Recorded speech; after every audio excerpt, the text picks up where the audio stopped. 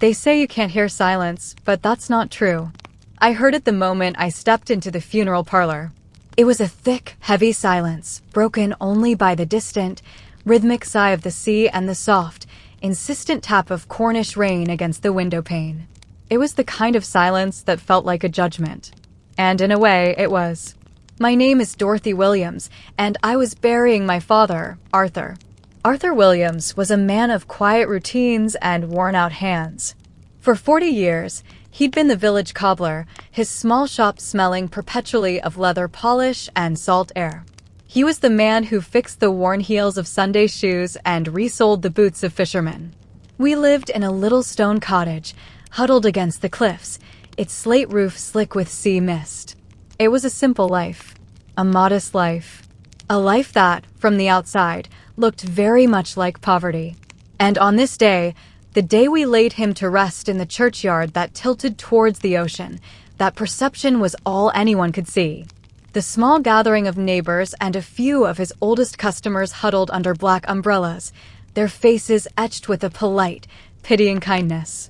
I stood there, my one good coat feeling thin against the damp chill, listening to the vicar's well-meaning words.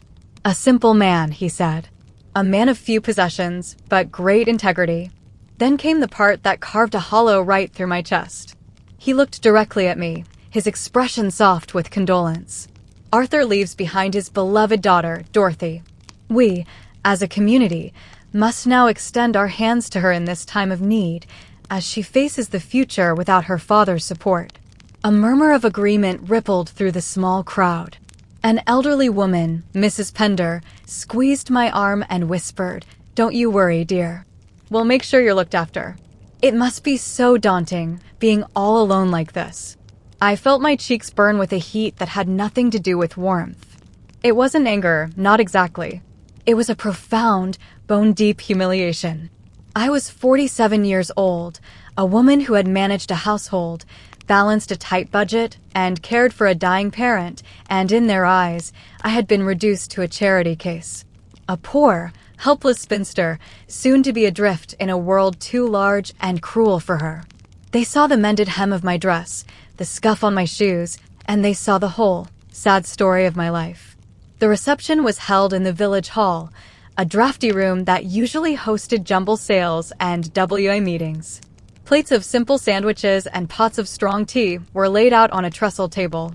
I moved through the room like a ghost, accepting condolences with a numb smile, hearing the same phrases over and over. Such a struggle ahead. He left you the cottage, at least? A roof over your head is something. You'll manage, dear. You're used to making do. Each word was a tiny stitch, sewing me into a narrative of genteel poverty that I had never quite believed, but was now being forced to wear like a shroud. My father and I, we had never had much. But we'd had enough. We had books from the second-hand shop in Penzance. We had the roaring fire on winter nights. We had conversations that stretched for hours about history and the stars. He had taught me to read Latin, for heaven's sake, in that little cottage by the sea. But none of that was a possession. None of that was wealth you could display. I was standing by the large window, watching the rain streak the glass and blur the gray-green of the sea, when I saw them. A line of cars, so long it seemed to stretch back into the misty lane. But these weren't cars. They were something else. Low-slung, gleaming shapes in shades of silver, navy, and a deep blood red, moving with a silent, predatory grace that was utterly alien to our quiet cove. They were automobiles, but they looked like sculptures made for speed. They purred to a halt outside the modest village hall, their presence an absurd, jarring disruption to the day's somber tone. A hush fell over the room. The gentle clinking of teacups ceased. Every face was turned to the window, eyes wide with disbelief. Who on earth? The door to the hall opened, and a man stepped inside. He was tall, impeccably dressed in a dark, tailored overcoat, his hair silvered at the temples. He carried an air of quiet authority that seemed to push back the very walls of the room. He removed his hat, his eyes scanning the crowd before they settled on me. He walked towards me, his steps measured and sure, the crowd parting for him as if by an unseen force. "Miss Dorothy Williams," he asked, his voice a calm, resonant baritone. I could only nod, my throat tight. My name is Mr. Alastair Finch. I was your father's solicitor. He gave a slight, formal bow. My deepest condolences for your loss. Arthur was a remarkable man. A ripple of confusion went through the room. A solicitor? From where? My father's affairs had always been handled by old Mr. Trevelyan in his dusty office 2 streets over. Thank you, I managed to whisper. The reading of the will is scheduled for tomorrow at 10 o'clock at my offices in London, he continued, as if this were the most normal thing in the world. We have taken the liberty of arranging transport. He gestured towards the window, towards the fleet of luxury cars that sat glistening in the rain like a pot of beached whales. The cars are for you and for any guests you wish to bring. The silence in the hall was now absolute. You could have heard a pin drop on the worn wooden floor. I saw Mrs. Pender's jaw was literally slack. The vicar was adjusting his glasses, peering at the cars as if they were a mirage. The narrative of the poor, helpless Dorothy Williams, the object of their pity and future charity, was crumbling before their eyes, shattered by the impossible, gleaming reality parked outside. I looked at Mr. Finch, then at the stunned faces of my neighbors, and finally, my gaze drifted back to the window, to the rain-smeared view of the cars that had just thrown my entire understanding of my life and my father into a dizzying, unimaginable question. London. I finally said, my voice barely audible. Yes, Miss Williams, Mr. Finch replied softly. It's time for you to learn who your father truly was. The journey to London the next morning was a surreal dream.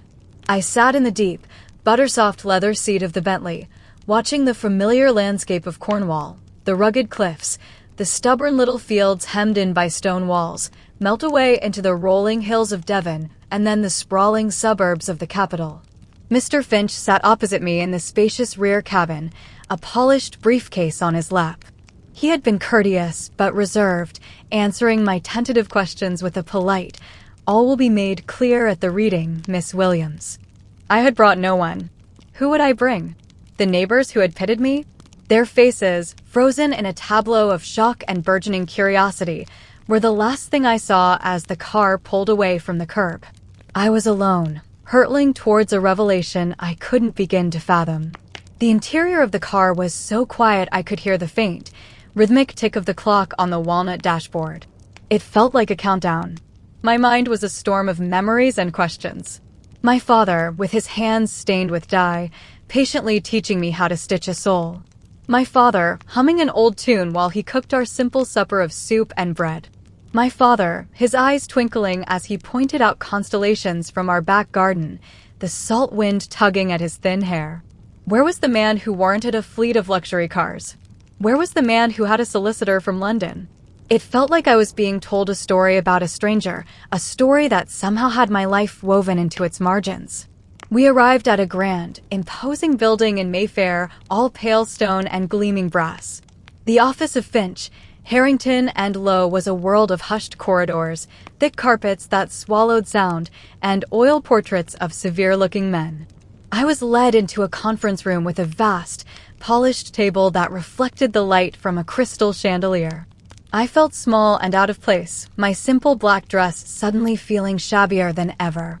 Mr. Finch took his place at the head of the table. He opened his briefcase and withdrew a single, thick document bound in dark blue leather. He placed it carefully on the table before him. "Dorothy Williams," he began, his voice formal yet not unkind. "What I am about to tell you will be difficult to comprehend. Your father, Arthur Williams, was one of the most private men I have ever had the privilege of knowing. The life you shared with him in Cornwall was a life he chose. It was not the life he was born into, nor was it a reflection of his means." He opened the document. Arthur Williams was the sole heir to the Williams industrial fortune. His grandfather, Gareth Williams, founded a manufacturing empire in the Midlands.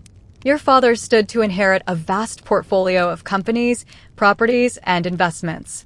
I felt the air leave my lungs. The Williams industrial fortune? I'd heard the name, vaguely, in news reports about tycoons and stock markets.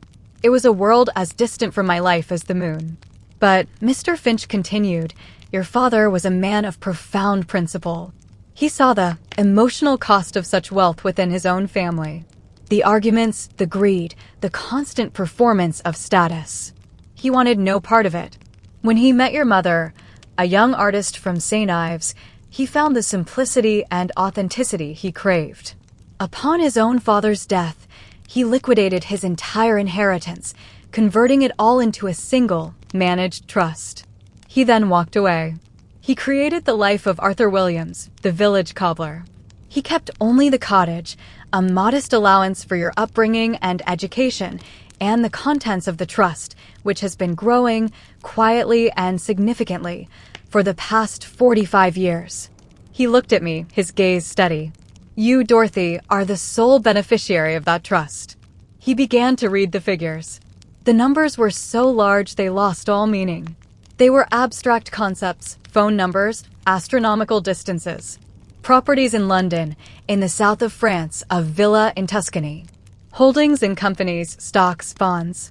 A collection of classic automobiles, the source of the fleet that had arrived in the village. It went on and on. I sat there, my hands clenched in my lap, feeling the world tilt on its axis. The struggles I remembered, saving pennies for a new school uniform, the careful planning for a weekly grocery shop, the worry in my father's eyes when the roof leaked, it had all been a choice? A performance? A lie? Why? The word tore from my throat, raw and pained. Why would he let me believe we were poor? Why would he let me worry? Why would he let me feel less than? Mr. Finch's expression softened. He did not see it as poverty, Dorothy. He saw it as freedom. He wanted to give you a childhood unburdened by expectation and avarice. He wanted you to value knowledge over capital, character over currency. He believed that by sheltering you from the weight of that fortune, he was giving you a richer life. The trust was structured to come to you only upon his death. He left you a letter. He slid a sealed, cream-colored envelope across the vast expanse of the table. My hands trembled as I picked it up. I recognized my father's precise, elegant handwriting. For my Dorothy. I couldn't open it. Not here. Not yet. The weight of the revelation was too heavy. The humble, gentle father I had adored was also a millionaire, a man who had orchestrated an elaborate decades-long deception. I felt a confusing torrent of emotions, betrayal, disbelief, a staggering sense of loss, not just for my father, but for the past I thought I had lived. The tapestry of my life had been unraveled in an instant, and I was left holding a tangled mess of threads, unsure of what picture they were ever meant to form. I returned to the cottage in Cornwall 2 days later. The journey back was a blur. The same silent, luxurious car, the same beautiful, alien countryside. But I was a different person. The woman who had left the village was Dorothy Williams, the cobbler's daughter, an object of pity. The woman returning was, what? An heiress. A millionaire. A stranger to herself.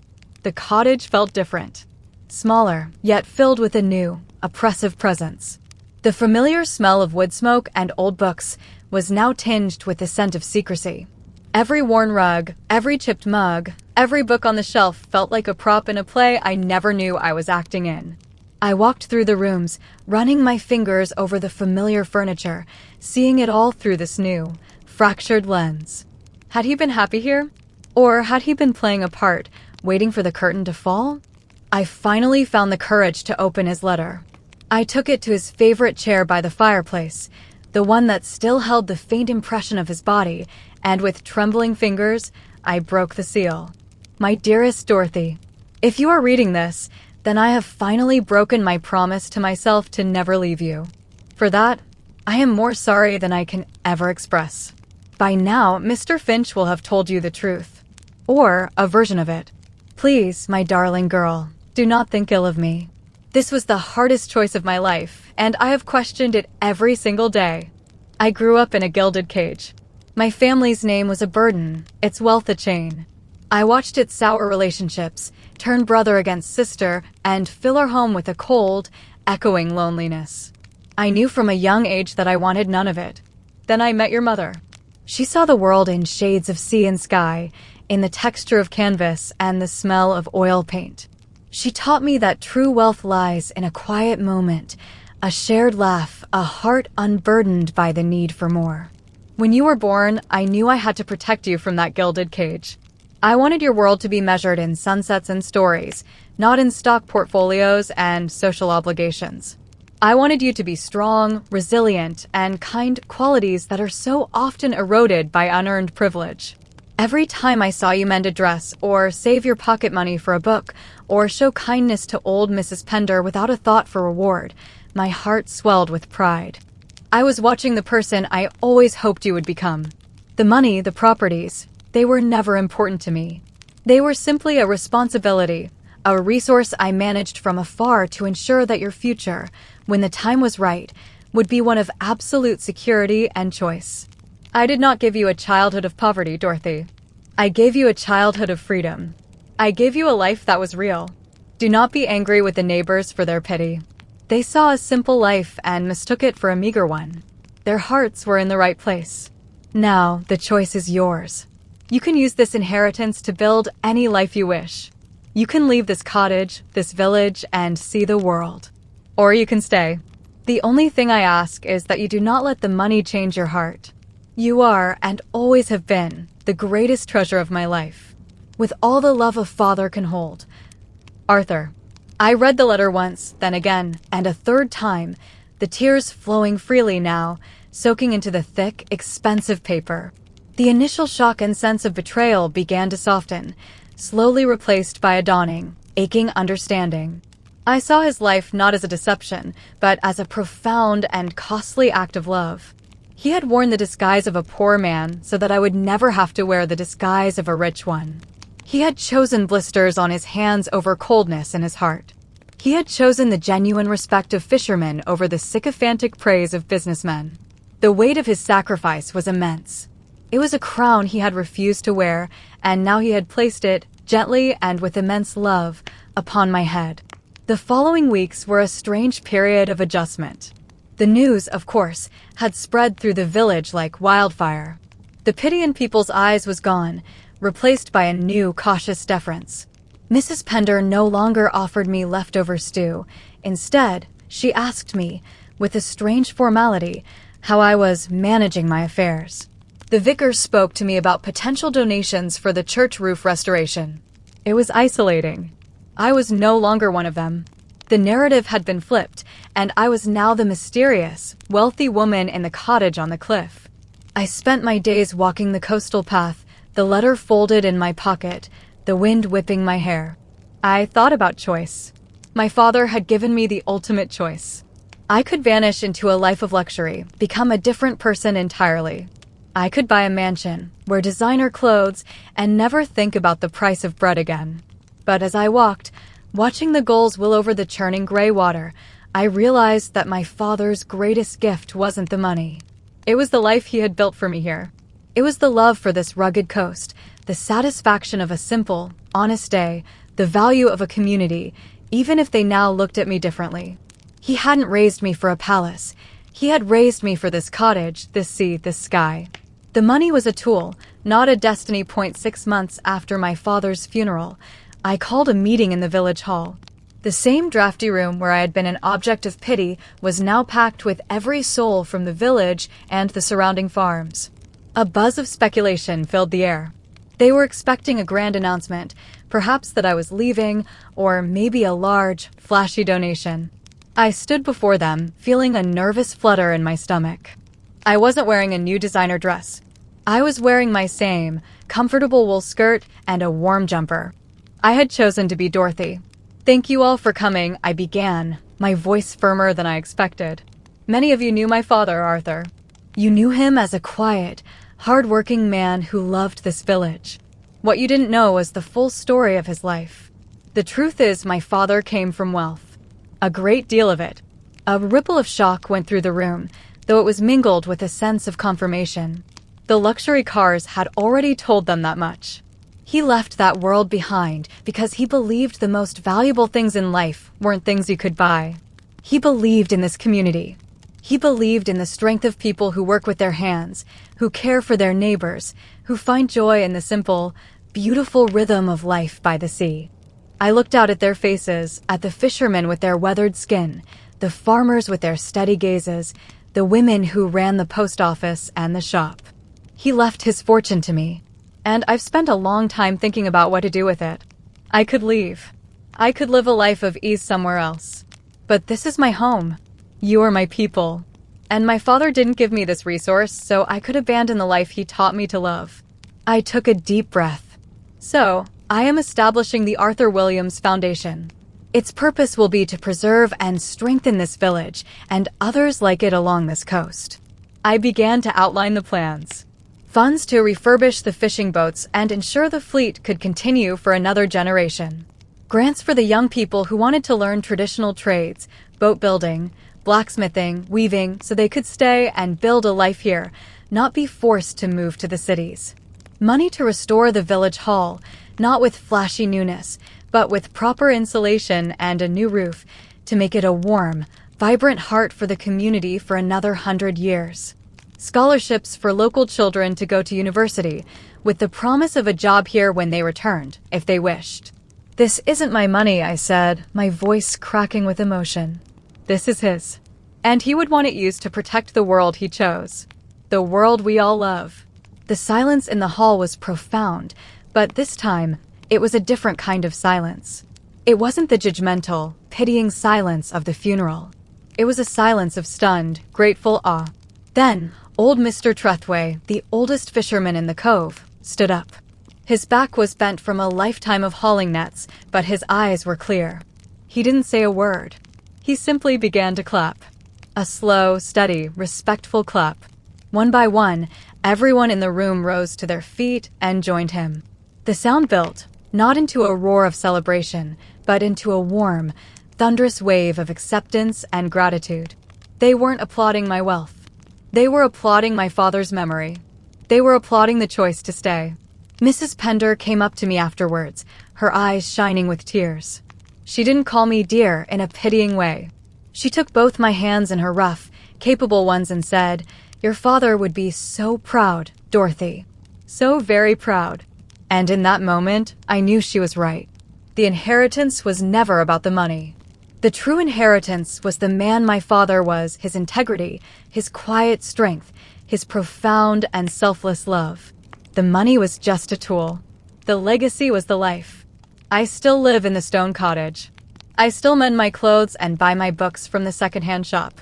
But now, when I walk through the village, I am not the pitted spinster or the mysterious heiress. I am Dorothy Williams, Arthur's daughter, the keeper of his flame. And sometimes, on a clear night, I stand in our back garden, look up at the stars he taught me to name, and I feel a peace that no amount of money could ever buy. He didn't leave me poor. He left me everything.